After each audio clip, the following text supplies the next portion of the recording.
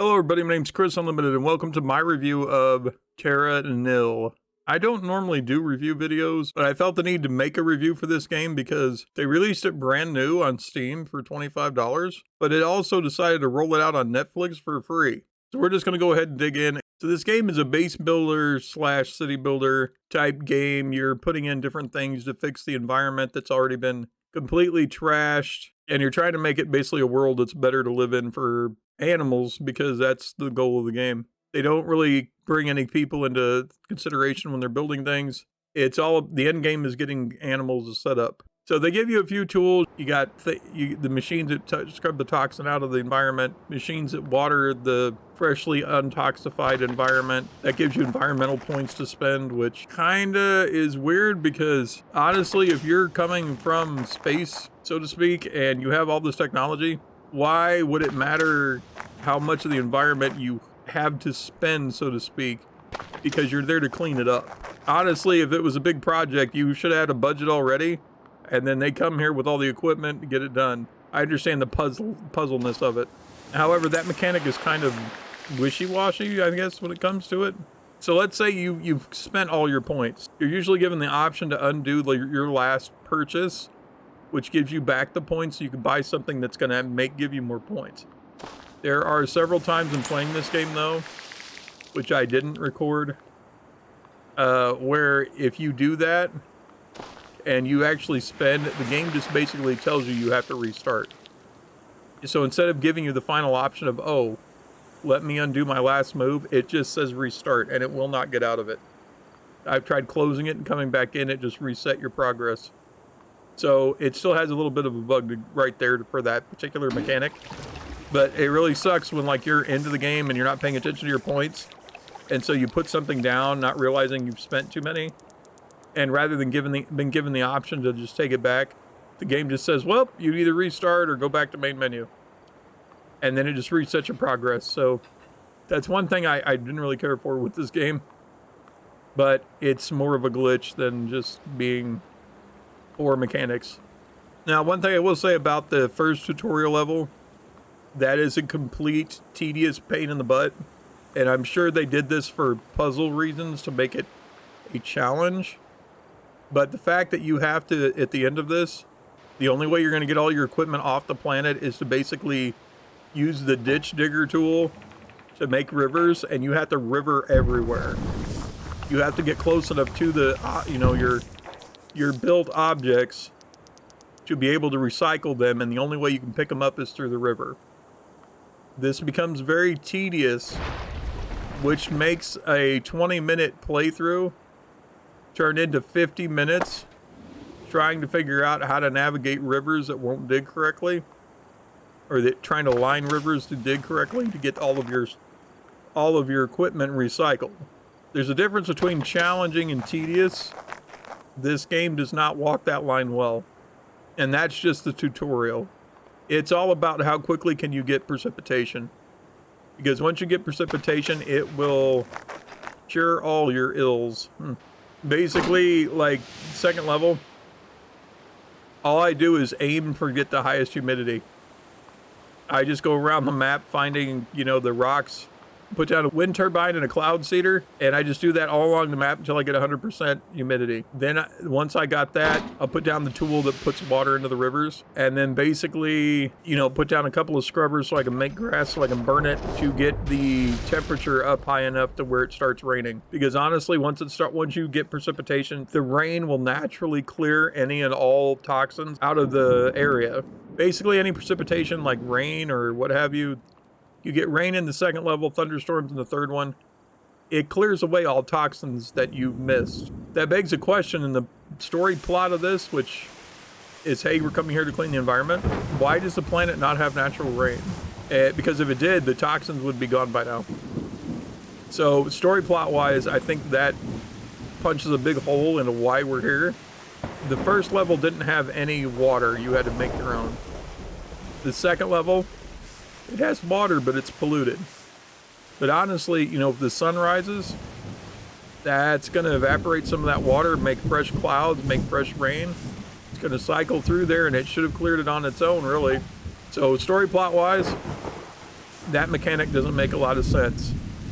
But speed running wise, that's the first thing you do, and then you don't have to worry about building any more scrubbers. So basically that's the bare minimum. You go in there, do the bare minimum to get whatever precipitation you need, and then let it take care of itself. So once you get 100% of the level and you start putting in the biomes, it's more of a puzzle game and less of an actual base builder, because once you realize, hey, I've got to get at least 3 animals in here, they all have specific needs that you have to meet. So they have to be, several of the animals, they have 2 or 3 options. Like they have to be within 5, the radius of where you scan has to have 5 water tiles or wetland tiles, along with forest tiles or reef tiles. So you have to kind of, once you get, their precipitation going, you get everything cleared, then you have to kind of piece together where do these animals go. Now it'd be handy if they gave you the animal scanner to begin with, rather than have you build the entire biomes and then tell you, oh wait, here's what they need. Now you have to reposition all of this to make it perfect. Honestly, that part is tedious, because as much fun as it is to try to puzzle out, it's super hard to get certain things like wetlands. You can't burn them away. I mean, even the forest you can't burn. Depending on what level you're on, it won't burn. So, or the jungle or whatever have you. Maybe it's because it's rainforest, but yeah. I have yet to find where you can undo certain biomes like the wetlands. So if you went crazy with those and then all of a sudden you need sandy beaches, you're going to have a hard time playing the game. You will have to reset. There should be something that lets us take out certain things, and it's just not built into the game. So it can be very tedious. You learn right away after having to reset a couple levels. You don't just go in and make the biomes where they look good. You wait until you get the animal scanner, and then you can strategically place things so you get the animals you need. Now, personally, with the animal scanner, I hate it. In the first tutorial level, you could get snakes, but when you scan, they only have one criteria, and that is must be in lake tiles. I don't know this particular part of the world, but I do know snakes are not amphibious, and they need land and air to breathe. So every time I clicked on it, it was basically telling me only one option, and that's lake tiles, which technically I don't think any of them were lake. They were just like 2 rivers put together, but it was counting them, but it just wouldn't tell me how many I needed. Now, due to the fact that the maps are randomly generated, you may or may not have an actual spot where those snakes would have been able to spawn in, because there's just, unless you're going to sit there and dig trenches like one on top of the other all the way across the screen, it's not going to scan it. So if you need more than 3 in the high difficulty level, the game would be unplayable to me, because it's just so, it's too difficult and too tedious to get everything absolutely perfect for each species. So that mechanic definitely needs some work.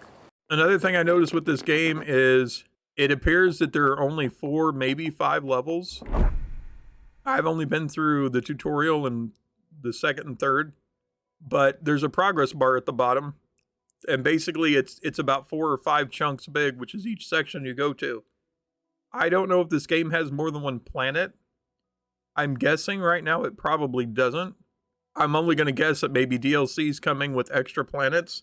But honestly, with the mechanics being as repetitive as they are, even though the tools change slightly, I don't know if I'd want to play it more than one planet. I mean, it's an okay builder. I love a good base building game, but every end of every level is so tedious. It's not always easy to get, especially an animal with 1 or 2 criteria, to pop up because of the randomly generated maps. And the tediousness of the recycling, even on higher levels, is still to the point that you feel like you're rebuilding the environment like 2 or 3 times. First you have to get it cleaned, then you have to get the biome set up, then you have to readjust the biomes to get the animals, and then you're sitting there recycling and then rebuilding certain structures to reach a building that you missed to begin with. It's not necessarily like a challenge. It's just tedious. So I think they need to kind of work on that a little bit.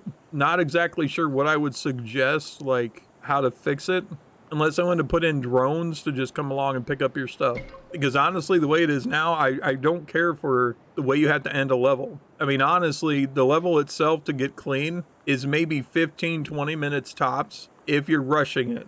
You can take your time a little more, but just to get it clean and to get it to where the animals start coming out is 15, 20 minutes tops. But you will spend an hour and 15 minutes or so trying to end that level, having to get the animals to line up, having to get all the equipment recycled, and it just becomes tedious. It's not, like I said, it's not so much of a challenge having to rebuild things that you've got recycled or tore up, or just having to build like a rock formation in certain spots just to reach something. It's, like I said, it's very tedious. And the final thing I'll say about this game is as you're playing it on your phone does tend to get hot. So there are some updates that they need for like processing and behind the scenes so that you don't melt your phone. That's my overall impression of the game. Let me know what you think. Would you pay $25 for this game that seems to be very tedious towards the end of the levels, or would you give it a pass?